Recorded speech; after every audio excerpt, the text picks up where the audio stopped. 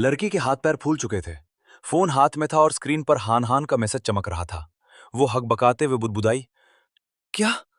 पा, पापा? हे भगवान, ये मैंने क्या कर दिया? उसका चेहरा ऐसा हो गया था जैसे चोरी करते हुए रंगे हाथों पकड़ी गई हो। उसने खुद को संभालने की कोशिश की। नहीं नहीं, मुझे शांत होना पड़ेगा। अच्छा, तो ये बात है। ठीक है, मैं समझ गई। वो मेरे पास आई और बड़े प्यार से बोली, सर, मुझे यहां हॉस्टल में कुछ जरूरी काम है। मैं चलती हूं। वो वहां से दुम दबाकर भागने ही वाली थी। मैंने कार का शीशा थोड़ा और नीचे किया और मजे लेते हुए बोला, अरे बिटिया, पूरी बात तो सुनती जा। तुझे हान हान और मेरे रिश्ते को लेकर जो गलतफहमी हुई थी वो तो दूर हो गई ना। मैं उसका असली बाप हूं। लड़की शर्म के मारे पानी पानी हो रही थी। उसने हां में सिर हिलाया और गिड़गिड़ाते हुए बोली, सर प्लीज, जो कुछ भी हुआ उसके बारे में हान हान को मत बताइएगा। मैं हाथ जोड़ती हूं। मैं हंसा, चल कोई बात नहीं, जा ऐश कर। लड़का वहां से ऐसे भागी जैसे पीछे भूत पड़ा हो। सूजिहान उसे जाते हुए देख रहा था। तभी उसकी नजर हॉस्टल की दूसरी लड़कियों पर पड़ी जो खिड़की से झांक रही थीं। अरे, ये लड़की गलत रास्ते पे क्यों जा रही हैं? हॉस्टल की बिल्डिंग तो इस तरफ है, पर ये बाहर की तरफ क्यों भाग रही हैं? मुझे समझ आ गया था कि हान-हान की बहनों को भनक लग चुकी है और वो अपनी बड़ी दीदी के रहस्यमयी बॉयफ्रेंड का सच जानने के लिए तड़प रही हैं। तभी सीढ़ियों से भारी कदमों की आवाज आई। हान हान हांफती हुई अपना सामान लेकर नीचे आ गई। मैंने पूछा, हान हान, सारा सामान पैक करके नीचे ले आई? हान हान ने मुस्कुराकर कहा, जी पापा, सब कुछ पैक है। कार का दरवाजा खुला, सामान डिग्गी में रखा गया और दोनों गाड़ी में बैठ गए। तभी हान हान के फोन पर मैसेजेस की बाढ़ आ गई। टिंग टिंग टिंग। उसकी बहनें ग्रुप चैट पर पागलों की तरह टेक्स्ट कर रही थीं। हान हान ने फोन साइड में रखा। मैंने गाड़ी स्टार्ट की और बोला, हाँ, आराम से बैठ जाओ। घर जाने से पहले पापा तुम्हें सुपरमार्केट ले चलेंगे। वहां से तुम्हारे लिए कुछ जरूरी सामान खरीदना है। सुपरमार्केट पहुंचकर सूजिहान ने ट्रॉली उठाई और हाँ से कहा, बेटा, सिर्फ पापा के घर का सामान मत देखो, अपने लिए जो भी चाहिए, कपड़े, कॉस्मेटिक्स, सब उठा लो। हाँ ने सादगी से मना किया, अरे नहीं पापा, मुझे सच में कुछ भी खरीदने की जरूरत नहीं है, मेरे पास सब है। सुजहान ने ट्रॉली आगे बढ़ाते हुए पूछा, अच्छा ये बताओ, तुम्हारा टूथपेस्ट और टूथब्रश कहाँ है? वो तो नया ले लें। हान ने हंसते हुए अपना बैग दिखाया। अरे पापा, मैं हॉस्टल से अपना पुराना वाला साथ ले आई हूं, वो यहीं बैग में है। मैंने अपना माथा पीट लिया। बेटी इतनी समझदार और संस्कारी थी कि पापा के पैसे बचाने के चक्कर में पुराना टूथब्रश भी साथ उठा लाई थी। मैंने ट्रॉली की तरफ देखा और मजाक में कहा, लगता है कार की डिग्गी पूरी भर जाएगी। वैसे हान हान, क्यों ना तुम्हारे लिए एक नई कार ही खरीद ली जाए। तुम्हें कौन सा रंग पसंद है? हाँ ने हंसते हुए अपनी चॉइस बता दी, गुलाबी, बैंगनी या सफेद। तभी उसकी नजर बाथरूम के सामान पर पड़ी। ओ पापा, मुझे सच में एक नया बाथ स्पंज चाहिए, मेरा पुराना वाला फट गया है, मुझे वो गुलाबी वाला पसंद है। मैंने तुरंत उसे ट्रॉली में डाला और पूछा, और नहाने का तौलिया? गुलाबी तो यहां नहीं है, ये मलाईदार सफेद कैसा रहेगा? हाँ ने संकोच करते हुए कहा, अरे नहीं पापा, इसकी जरूरत नहीं है, मेरे पास छोटा तौलिया है, काम चल जाएगा। वैसे ये बहुत महंगा है, पूरे 150 युआन का है। मैंने प्यार से उसकी तरफ देखा और बोला, पैसों की चिंता मत कर बेटा, जब तक मेरी हान हान को कोई चीज पसंद है, उसके चेहरे पर खुशी लाने के लिए पापा कुछ भी करेंगे। हान हान का दिल भर आया। उसने मुस्कुराकर कहा, थैंक यू पापा। अचानक हान हान को कुछ याद आया। पापा, आप किराना वाला सामान देखिए, मैं कुछ खरीदना भूल गई हूं, वो लेकर अभी आती हूं। मैंने कहा, ठीक है, आराम से ले आओ, मैं यहीं हूं। जैसे ही हान हान थोड़ी दूर गई, उसने तुरंत अपना फोन निकाला। उसने मन ही मन सोचा, मुझे मम्मी को पापा के बारे में कुछ भी पता नहीं चलने देना है, कम से कम अभी तो बिल्कुल नहीं। तभी उसके फोन पे मम्मी का एक लंबा सा मैसेज आया, हाँ, तुम्हारे पीरियड्स की डेट पास आ रही है, सैनिटरी नैपकिन, हीट पैक और ब्राउन शुगर खरीदना मत भूलना। अगर पेट में ज्यादा दर्द हो और बिस्तर से उठने का मन न करे तो अपनी चौथी बहन से बोल देना, वो हॉस्टल में खाना पहुंचा देगी। सब कुछ अकेले सहने की जरूरत नहीं है, समझी? हाँ हाँ की आंखें नम हो गईं। उसने तुरंत टाइप किया, हाँ मम्मी मुझे पता है, मैं अभी सैनिटरी नैपकिन ही खरीद रही हूँ। हैंड वार्मर और ब्राउन शुगर मैंने पिछले महीने ही ले ली थी, वो अभी बची हुई है। मम्मी ने आगे लिखा, ठीक है बेटा, मैंने न्यूज में देखा कि वहां बर्फ गिर रही है। अच्छे से गर्म कपड़े पहनना, सिर्फ सुंदर दिखने के चक्कर में कम कपड़े मत पहन लेना। और सुनो, तुम्हारी तीसरी बहन का मैसेज आया था। उनके डिपार्टमेंट वाले 1 हफ्ते के लिए स्केचिंग ट्रिप पर बाहर जा रहे हैं। मैं तुम्हें 1000 युआन भेज रही हूं, उसे दे देना।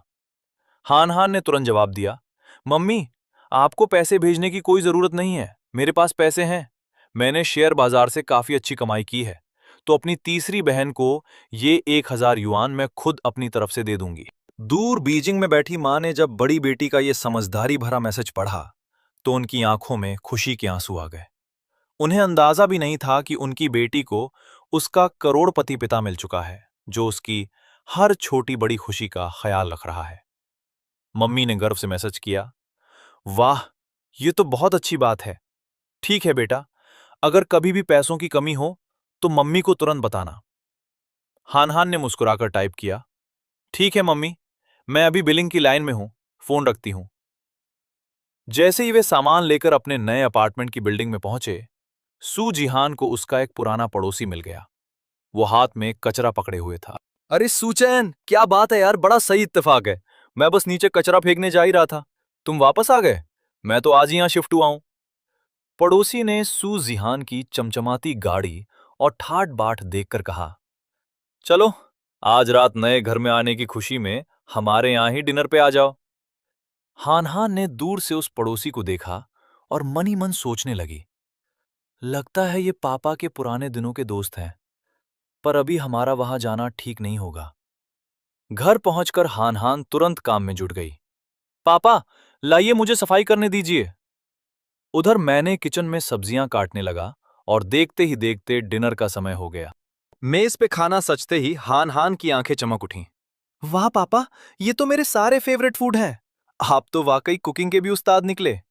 मैंने प्यार से परोसते हुए कहा, चल अब बातें कम कर और गर्मा गर्म खाना शुरू कर।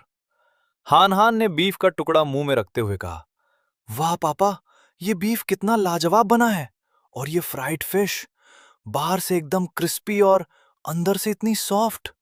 सच कहूं तो ये मम्मी के हाथ के खाने से जरा भी कम नहीं है। मैंने उत्सुकता से पूछा, वैसे तुम्हारी मम्मी आमतौर पर घर में क्या क्या बनाती हैं? हाँ याद करते हुए बोली, मम्मी तो एकदम देसी और घरेलू शेफ हैं। वो उबले हुए मीट के टुकड़े, कुंग पाव चिकन, चावल के नूडल्स के साथ फ्राइड एग्स और सिरके वाले जंगली मशरूम बनाती हैं। मम्मी हर बार कुछ नया ट्राई करती हैं और उनके हाथ का स्वाद हमेशा नेक्स्ट लेवल होता है। खाना खत्म होते ही हाहा ने पेट पर हाथ फेरते हुए कहा, मजा आ गया, पेट बिल्कुल भर गया। मैंने कहा, हाँ, तुम जाकर पहले आराम से नहा लो, बर्तनों की चिंता मत करो, वो पापा साफ कर देंगे। हाँ ने मुस्कुराकर थैंक यू कहा। बर्तन धोते धोते मैंने बालकनी की तरफ आवाज लगाई, हाँ, क्या कल सुबह तुम्हारी जल्दी क्लास है? अंदर से आवाज आई, नहीं पापा, मेरी क्लास सेकंड पीरियड से है। सुजहान ने एक जिम्मेदार बाप की तरह हिदायत दी, ठीक है, तो फिर जल्दी सो जाना, फोन पर ज्यादा देर तक आंखें मत गड़ाए रखना, समझे? हान ने हंसते हुए कहा, ठीक है पापा, गुड नाइट। कमरे में जाकर हान अपने बिस्तर पर लेट गई। उसने मुस्कुराते हुए अपना फोन उठाया। आज मैंने पापा के बारे में कितना कुछ जान लिया। अब वक्त आ गया है अपनी बाकी चारों बहनों का दिमाग घुमाने का। दूसरी बहन, तीसरी बहन, तुम सब बस देखती जाओ। अब तुम्हें ऐसा झटका लगेगा कि तुम सोच भी नहीं सकती। उसने ग्रुप चैट खोला और अपनी बहनों को तड़पाने के लिए एक जबरदस्त सस्पेंस वाला मैसेज टाइप करना शुरू कर दिया। उसने लिखा, ओए दूसरी बहन, तीसरी बहन और हमारी प्यारी चौथी बहन, सब की सब अपनी सुस्ती छोड़ो और तुरंत ग्रुप पर लाइव आओ।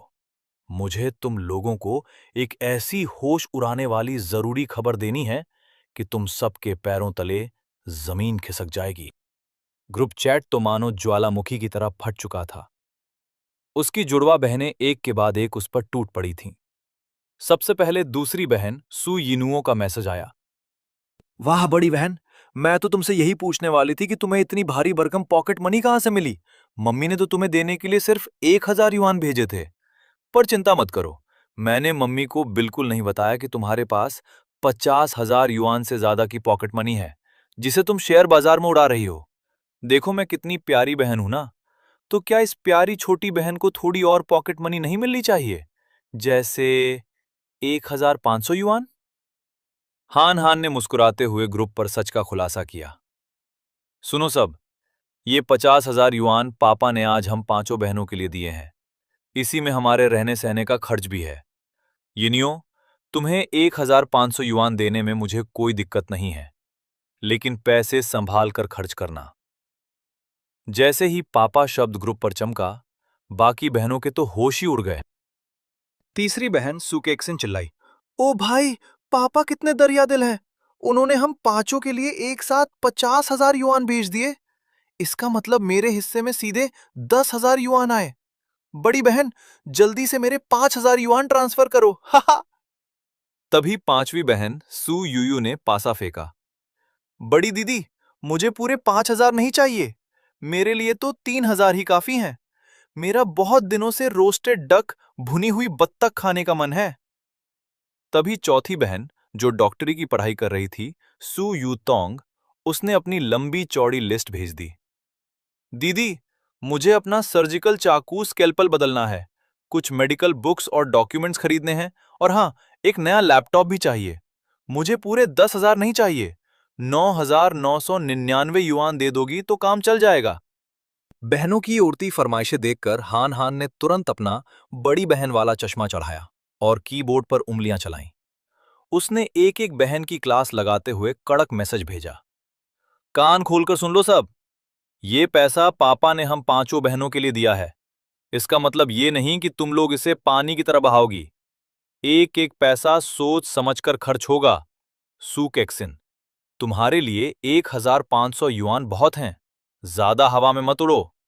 सू यूयू, बत्तख खाने के लिए 500 युआन काफी हैं, 3,000 की कोई जरूरत नहीं है। सू युतोंग, तुमने पिछले महीने ही तो नया सर्जिकल चाकू खरीदा था, अभी से नया क्यों चाहिए? और रही बात मेडिकल बुक्स की, तो लाइब्रेरी पॉइंट्स का इस्तेमाल करो, पैसे बर्बाद करने की जरूरत नहीं है। और लैपटॉप, 498 युआन वाला बेसिक लैपटॉप खरीद लो, तुम्हारा काम हो जाएगा। मैसेज भेजकर हाहान ने फोन साइड में रखा और मुस्कुरा दी। उसे पता था कि भले ही पापा करोड़पति निकल गए हों, पर इन चार शैतानों को सीधे रास्ते पर रखने के लिए बड़ी बहन का कड़क होना बहुत जरूरी था। बड़ी बहन हाहान का कड़क मैसेज देखकर चौथी बहन युतोंग ने तुरंत सरेंडर कर दिया। उसने मैसेज भेजा, ठीक है दीदी, 499 युआन वाला लैपटॉप ही काफी है। मैं एक मॉडल चुनकर आपको लिंक और एड्रेस भेजती हूं, आप मेरे लिए ऑर्डर कर देना। हाहान फोन देखकर मुस्कुराई। उसने मनी मन सोचा, सच में मुझे उम्मीद नहीं थी कि पापा अचानक लाइफ में आएंगे और पहले ही दिन 50,000 युआन का भारी भरकम जेब खर्च दे देंगे। ये तो बहुत बढ़िया है, पर मुझे अपनी बहनों पर थोड़ा कंट्रोल रखना होगा, वरना पापा हमारे बारे में क्या सोचेंगे। लेकिन सच तो यह है कि मेरी सारी बहनें इस पैसे से बेहद खुश हैं, और मैं भी। फिर उसने हंसते हुए सोचा, खैर, पापा को इस ग्रुप चैट के बारे में अभी कुछ नहीं पता। तभी फोन टैप करने की आवाज आई और दूसरी बहन यिनुओ ने अपनी चालाकी दिखाई। उसने अपना निकनेम बदलकर ब्लेड रख लिया और मैसेज भेजा, बड़ी बहन, मेरा निकनेम अब से ब्लेड है, इसलिए रूल के मुताबिक सारे पैसे मुझे ट्रांसफर कर दो। हाँ। तीसरी बहन केक्सिन कहां पीछे रहने वाली थी। उसने तुरंत टाइप किया, दीदी, मेरा निकनेम भी अब से ब्लेड है, मेरे सिर पर भी एक और ब्लेड जोड़ दो। पांचवी बहन यूयू ने भी मौका नहीं गवाया, मेरे सिर पर तो दो और ब्लेड जोड़ दो, सारा पैसा इधर भेजो। बहनों की ये नौटंकी देखकर हान हान को बहुत अच्छा लग रहा था।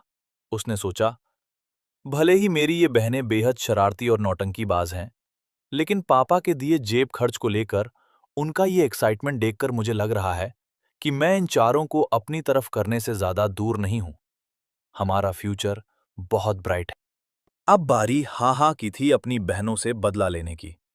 उसने हंसते हुए ग्रुप पर मैसेज डाला, चलो लड़कियों, अब मैं तुम्हें दिखाती हूं कि आज रात पापा ने मेरे लिए कौन से 3 शानदार फूड और सूप बनाया है, और उसने खाने की कुछ बेहद लजीज तस्वीरें ग्रुप पर पोस्ट कर दी।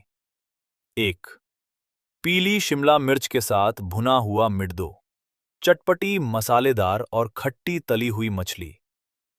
3. अंडे के साथ फ्राई किया हुआ टोफू। तस्वीरें देखते ही ग्रुप पर भूचाल आ गया।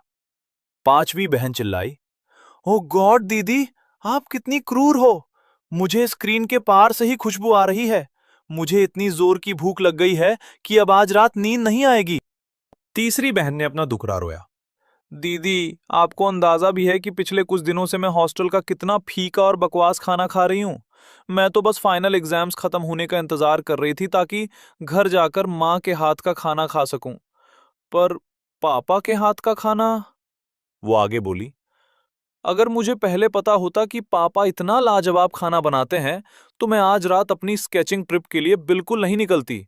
मुझे मुफ्त का इतना बढ़िया खाना मिल जाता। अफसोस कि अब मैं 1 हफ्ते तक वापस नहीं आ पाऊंगी।